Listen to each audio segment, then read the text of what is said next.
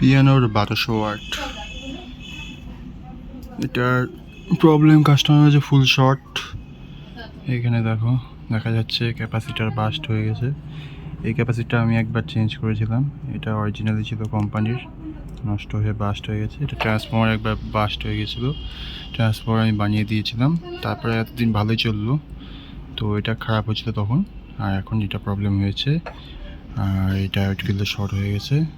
MOSFET আমরা পরে দেখবো, ট্রানজিস্টার পরে, এখন জানি না শর্ট আছে কি নাই। মাল্টিমিটার থেকে তো ঠিকই দেখাচ্ছে। তো দেখা যাক এটা চেঞ্জ করার পরে কি হচ্ছে, তারপরে বাকি ভিডিও দেখাচ্ছি। পিয়ানোর 1200 ওয়াট।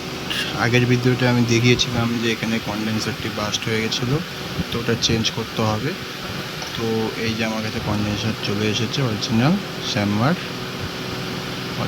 শ্যামমার আছে 100 ভোল্ট 10,000 ইউএফের। আর এটাও সেম আমি লাগিয়েছিলাম আগে, তো এটা ভালোই চলছে, যে শ্যামমার 100 ভোল্ট 10,000 এমএফডি। তো এখন আমি এটা চেঞ্জ করে দেবো, এখানে দিয়ে আপনাদের দেখাচ্ছি। তো আমি কন্ডেন্সারগুলো লাগিয়ে দিয়েছি, দুটো কন্ডেন্সার লাগানো হয়ে গেছে, কানেকশন করা হয়ে গেছে। এখন আমি এটাকে পাওয়ার দিয়ে দেখবো।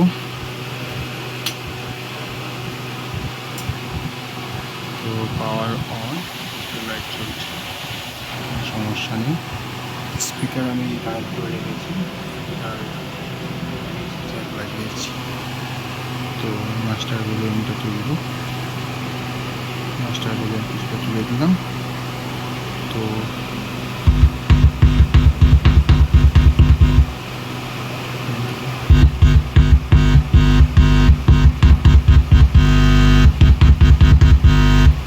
একদম ওকে হয়ে গেছে মেশিনটা।